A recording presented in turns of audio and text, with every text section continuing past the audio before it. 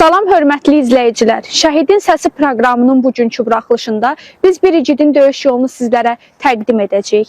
Bir atanın, bir döyüşçünün, bir şəhidin səsi olan Novruz Həsənov 1994-cü ildə Füzuli uğrunda gedən döyüşlərdə snayper gülləsinə tuş gələrək şəhadətə ucalıb. Bugün biz onu daha yaxından tanıyacağıq. İndi isə gəlin şəhidimizin xatirəsinə əsr olunmuş video çarxı izləyək, daha sonra qaldığımız yerdən davam edəcəyik.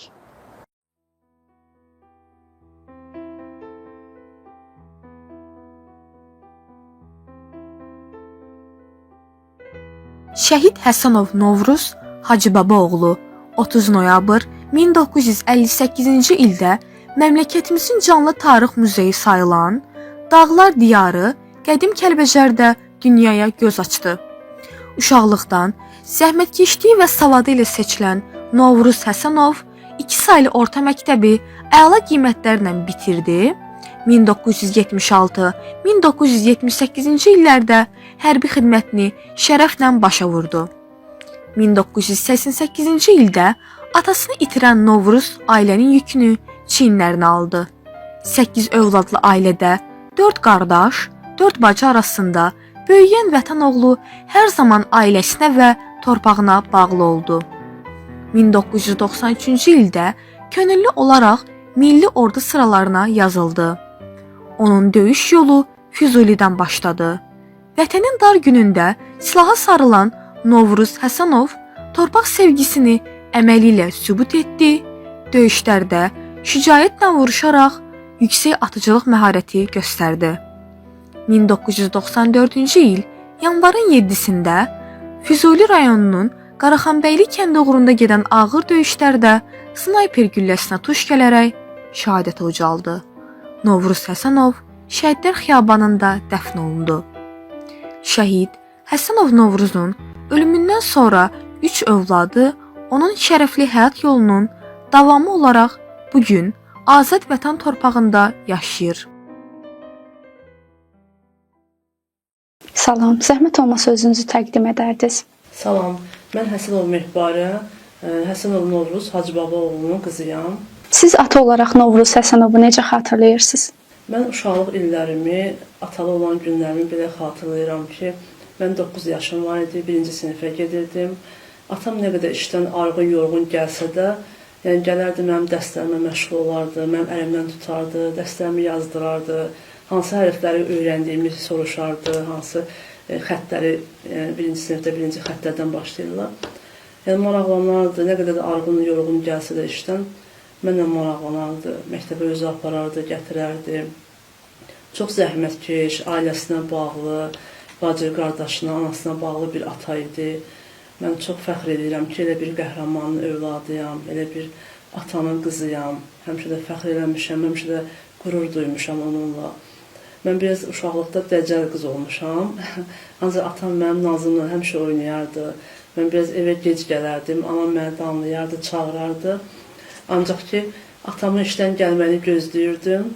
Atamla bir yerdə evə qalxardım. Arxasında, necə deyim, bir dağ kimi özümü hiss eləyərdim ki, qürur duyurdum ki, anamın yanında mənə heç nə deməyəcək də. Atamı arxalanırdım və bunları xatırlayıram. İşlədiyi yerdə yekə bir tut ağacı var idi. Həmişə bizə oradan tut ağacı ilə tut yığardı, gətirərdi. Anam da boş qaba qoyardı, biz də yeyərdik. 3 övlad olmuşuq ailədə. Mən ilk böyük övladlarım mənəm.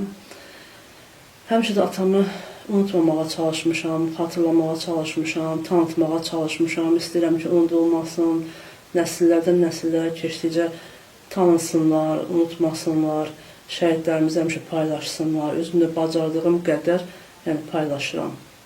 Onun sizə dediyi, öyrətdiyi və ya heç unutmadığınız söz varmı?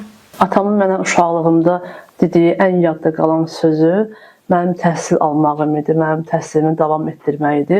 Ən böyük arzusu da o idi. Həmişə anama deyirdi ki, mən Mehbarəni oxudacam, ali təhsil alsan, ali təhsil davam etdirsin, oxusun, yaxşı yerlərə, yüksək yerlərə gəlsin və mənim ibtidai sinif müəlliməsi olmağımı istəyirdi. Ancaq təəssüflər olsun ki, mən təhsilimi davam etdirə bilmədim müəyyən səbəblərdən. Mən məcbur qaldım, orta məktəbi bitirəndən sonra işləməli oldum. Ancaq buna görə özümü heç vaxt bağışlamıram ki, mən atamın arzusunu yerinə yetirə bilmədim də. Bu səbəblə özümü çox bağışlamamışam. Böyük bir ailədə böyüməsi sizcə onun xarakterinə necə təsir edib? Atam gil ailədə 8 uşaq idilər, 4 bacı, 4 qardaş. Onların arasında ən çox bacı qardaşları atamı daha çox istəyirdilər. Çünki atam ailəsinə çox bağlı idi. Tez-tez anasına baş çəkirdi, bacı qardaşına baş çəkirdi.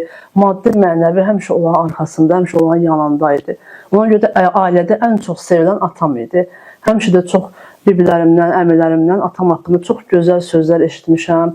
Çox vətəninə bağlı, bacı qardaşına, elinə obasına bağlı, çox gözəl belə xarakteri, xasiyyətli bir insan idi. Çox belə mülayim xasiyyəti var idi, can yandıran idi.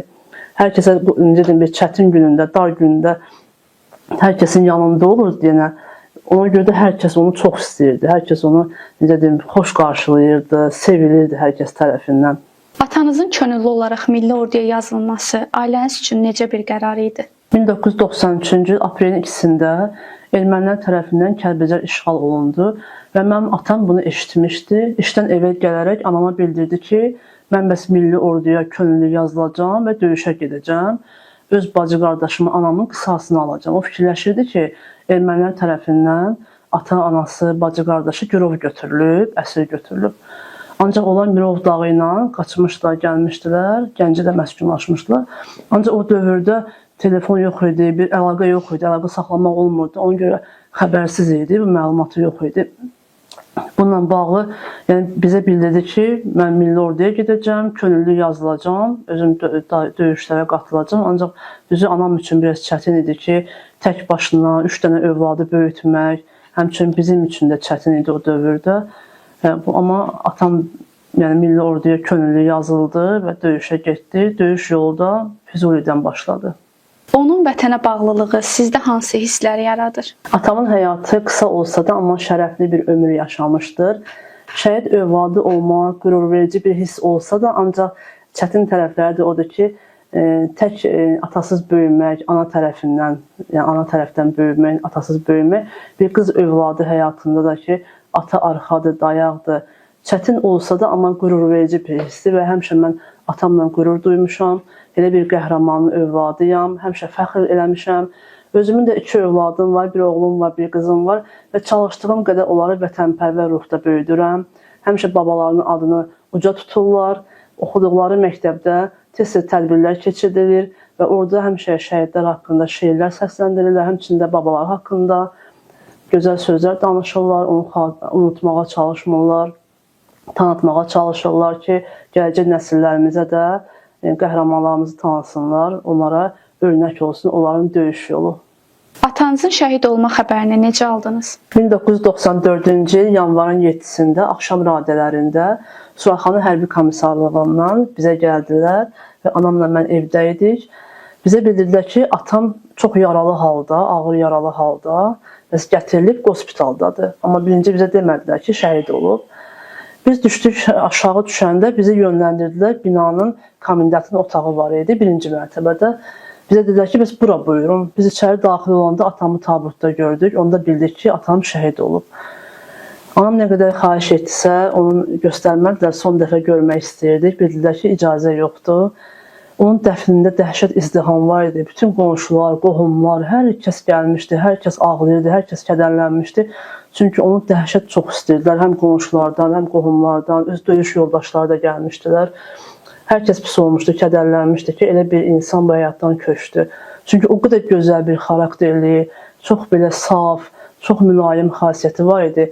İnansın ona kimsə yaxınlaşıb ondan kömək istəsəydi, onun cibində pulu olmasaydı da, evində nə xörək bişibsə, həmin insanı evinə dəvət edərdi. O xörəyindən ona təklif edərdi. Gedəndə onun cibinə pul da qoyardı, əgər imkanı var idisə. Yəni, bu xarakterinə görə, bu xasiyyətinə görə də insanlar tərəfindən çox sevilirdi. Həmişə də hörmətlə yanaşırdılar. İnansın, mən böyüsəm də, indiyə qədər də mən qabağıma qonşulardan kim çıxırsa, hamısı onun haqqında müsbət fikir bildirir. Heç kəsdən mən mənfi bir fikir ya da eşitməmişəm ki, kimsə ondan incik qalsın, kimsə ondan küskün məsəl üçün geçsin. Yəni, bu sözləri heç çox eşitməmişəm. Həmişə gözəl sözlər eşitmişəm, xoş sözlər eşitmişəm. Yəni, bunu eşitdikcə də daha da atama sevgim artıb, daha da qürur duymuşam ki, nə gözəl mənim atam olub. Amma çox heyif ki, düzdür, vətən sağ olsun, vətən uğrunda şəhid olub. Ancaq heç vaxt mən onu unutmayacağam. Nə qədər ki sağam, nə qədər ki yaşayıram, çalışacağam ki onu yaşadım, tanıdım. Bu gün atasız böyüsəniz də onun varlığını həyatınızda daha çox harda hiss edirsiniz? Ata bir övladın, əsas da qız övladının həyatında arxadır, dayaqdır. Həmişə atasızlığı hiss eləmişəm, çox çətin olub. Həmişə kaş ki demişəm mənim də atam olardı, yanımda olardı. Düzdür, yanımda olmasa da, amma həmişə mənim qəlbimdə yaşayır. Həmişə onun varlığını necə deyim, hiss eləmişəm, elə bilmişəm ki, sağdır, yanımdadır. Çətin günlərim olanda, xoş günlərim də olanda həmişə onu xatırlamışam, demişəm kaş ki, xoş günümüzdə, çətin günlərimizdə, pis günlərimizdə yanımızda olardı. Bir məsləhət verərdi, nə bilim, bir onun sözünə, bir onun məsləhətinə həmişə ehtiyacım olub. Ona görə həmişə getmişəm məzarının üstünə, onun baş daşı ilə məsləhətləşmişəm, dərdləşmişəm. Yəni təsəllim onun, necə deyim, baş daşı olub, onun məzarı olub. Amma çox istəmişəm ki, həyatda olsun, sağ olsun, yanımda olsun, arxamda olsun. Amma nə bilim, kaş ki demişəm, həmişə elə ömrüm kaş ki deməklə keçib. Şəhid övladı olaraq bizim vasitəmizlə gənclərə nə demək istərdiniz? 90-cı illərdə, 44 günlük müharibədə də neçə oğlanlarımız, qızlarımız atasız qaldılar, atasız böyüyürlər. Mən onlara demək istəyirəm ki, səbirli olsunlar, dözümlü olsunlar. Onlar da böyüyəcəklər. Mənim də atam şəhid olub, 9 yaşım var idi. İllər keçdi, mən də böyüdüm. Amma həmişə atamla fəxr duydum, həmişə qürur duydum, onu tanıtmağa çalışdım. Həmişə sosial şəbəkələrdə də, getdiyim tədbirlərdə atamı haqqında danışmışam, onu tanıtmağa çalışmışam ki, bu gələcək nəsillər tanısın ki, belə bir şəhidlərimiz var, unudulmasınlar. Mən o şəhid övladlarına onu demək istəyirəm ki, heç vaxt başlarını aşağı əyməsinlər, həmişə başlarını dik tutsunlar, ataları ilə qürur duysunlar, fəxr eləsinlər ki, elə bir qəhrəmanın övladlarıdırlar. Atalarının hər yerdə adını uca tutsunlar, atalarını tanıtsınlar, heç vaxt qoymasınlar ki, ataları unutsun, yaddan çıxsın. İllər keçsə də, qərinələr keçsə də heç vaxt unudulmasın şəhidlərimiz. Allah cəmi şəhidlərimizə rəhmət eləsin, ruhları şad olsun, Allah şəhid ailələrinə səbir, dözüm versin.